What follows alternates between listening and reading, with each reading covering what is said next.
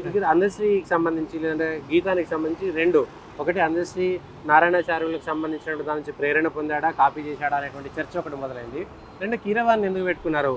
తెలంగాణకు సంబంధించిన అంటే ఇది భావోద్వేగానికి సంబంధించిన అందశ్రీ కాపీ చేశాడని నేను అననండి. ఓకే, అట్లా కాపీ చేయాల్సిన అవసరం ఆయనకు లేదు. ఆయన పొటెన్షియాలిటీ ఉన్న పోయెట్, ఆయనకు అది ఉంది. ఇప్పుడు ఏదైతే ఫేస్బుక్లో ఈ మధ్య కాలంలో ఆయన నిజామాబాద్ కవి రాశారని చెప్తున్నది ఏదైతే ఉందో అది ఈ మధ్య పరిశోధకులు బయటకు తీశారు. అది అప్పటి వరకు ఆయన దృష్టికి వచ్చే అవకాశం కూడా లేదు. ఆయన ముందు రాసిన వెర్షన్ కూడా డిఫరెంట్గా ఉంటుంది. దాంట్లో అప్పుడు పోతన ప్రస్తావన కానీ సింగరేణి ప్రస్తావన కానీ ముందు ఉండదు. ముందుది పాత వర్షన్లో ఫస్ట్ వర్షన్ అది 2004లో మేమే సోయి అనే పత్రికలో వేశాం. మేము తెలంగాణ రచయితల వేదిక తరఫున ఒక పత్రిక తెచ్చేవాళ్ళం. నెక్స్ట్ వర్షన్ ఇవన్నీ ఎప్పుడు వచ్చాయంటే టీఆర్ఎస్ వాళ్ళు ఎన్నికల కోసం ఒక క్యాసెట్ చేశారు. దాంట్లో ఈ మార్పులు జరిగినాయి అన్నమాట. అది బహుశా ఆయన ఆమోదంతోనే ఆ మార్పులు జరిగి ఉంటాయి.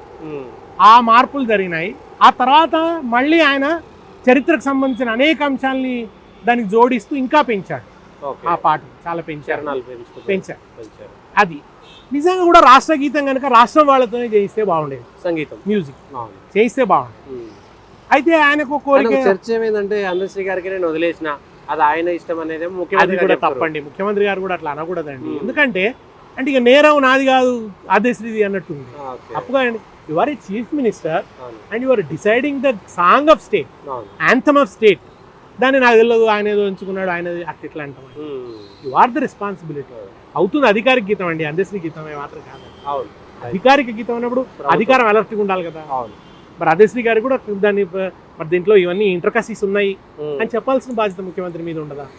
ఆయన అంత అలవోకగా నాది కాదండి గోంగనాదిగా చెప్పులాగా అన్నట్టు దులిపేస్తా అంటే తప్పండి. అది మనం అట్లా అంత నేరం అంతా అందశ్రీ మీద తోసేయడానికి నేనైతే అందశ్రీ గారు కూడా ఏదో ఒక ఎవరితో ప్రేమరాజ్ అనే దర్శకుడితో మాట అన్నాడు. ఆయన కోరిక కీరవాణి అని ఆయన అనుకున్నాడు. ఇండివిజువల్ గా ఆయన కోరుకోవచ్చు. స్టేట్ నుంచి చేస్తున్నామయ్యా ఈ విమర్శ వస్తుంది, మళ్ళీ ఇదంతా ఎందుకు, ఎవరైనా మనం తెలంగాణ వాళ్ళతో చేయించుకుందామని. సాంస్కృతిక సమాఖ్య వాళ్ళు ఎవరైనా మన సాంస్కృతిక సంఘం వాళ్ళు చేయాలి కదా. మరండి సంగీత దర్శకులు కూడా చాలా మంది ఉన్నారు. బ్రహ్మాండ కర్ణాటక సంగీతం అద్భుతంగా పాడేవాళ్ళు ఉన్నారండి. తక్కువ ఏం లేదు. మనకు దృష్టి ఉంటే దొరుకుతారు. దృష్టి ఉంటే దొరకపోవడం వెతికిరా లేదా రెండో అంశం. ఎవరు లేరు అని అందశ్రీ గారు అన్నారనే ఆ మాట తప్పు, ఒక వాయిస్ వస్తుంది. ఆ మాట తప్పు. అందశ్రీ గారు ఆ మాట అనడం మాత్రం అది కొంచెం హర్ట్ చేసింది. తెలంగాణలో ఉన్న మ్యూజిక్ డైరెక్టర్స్ ని హర్ట్ చేసింది. నిన్న మన వాళ్ళు టీవీలలో మాట్లాడుతున్నారు. అట్లా అనవలసింది కాదు. ఆయన సంగీతం మీద సాధికారత ఉన్నటువంటి వాళ్ళు తెలంగాణ సమాజంలో లేరా? ఉన్నారు, అదే అంటున్నాను. ఆయన అట్లా అనాల్సింది కాదు. రెండోది ఆల్రెడీ బాణీ ఫిక్స్డ్ అండి. దానికి చేయాల్సింది వాద్య కల్పనే. తెలంగాణ బోల్డ్ మంది ఉన్నారు ఆ పని చేయడానికి. మా చరణ్ అర్జున్ లేడా ఆ పాట చేస్తూనే ఉన్నారు కదా. ఆయన ఉన్నాడు. నేను మన ఆయన బల్లెపల్లి మోహన్ ఉన్నా మన టీవీలలో వాళ్ళు ఉన్నారు. వందే మాతరం శ్రీనివాస్ గారు ఉన్నారు. రాధాకృష్ణ ఉన్నాడు. చాలా మంది ఉన్నారండి. అంటే వీళ్ళు వాళ్ళని మనం పేర్లు చెప్పాల్సిన పని కూడా లేదు. కావాలనుకుంటే చాలా మంది ఉన్నారు తెలంగాణ నుంచి. అదొకటి కంటే నాకు ఇంకా ఇబ్బందికరం అనిపించింది. ఒక ఇటలీ వనిత అయిన సోనియా గాంధీ తెలంగాణ ఇస్తే తెలంగాణ ప్రజలు సంబరాలు ఎట్లా చేసుకున్నారు. చాలా అభ్యంతరకరమైన మాట.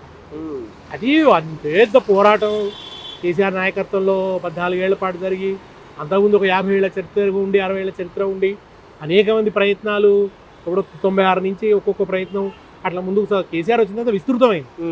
కేసీఆర్ దాన్ని చాలా వ్యాప్తిలోకి తీసుకొచ్చాడు, బలోపేతం చేశాడు, అజేయమైన శక్తిగా మలిచాడు, పొలిటికల్ ఫోర్స్గా మలిచాడు, పొలిటికల్ ఎక్స్ప్రెషన్ ఇచ్చాడు, దాన్ని చాలా దూరం తీసుకెళ్ళాడు. ఆయన సముద్రం అంతా దోహదం చేశాడు. సో వాటన్నిటి పర్యవసానంగా తెలంగాణ వచ్చిందండి. అమరుల త్యాగాలు ఉన్నాయి అన్నిటికంటే మించి.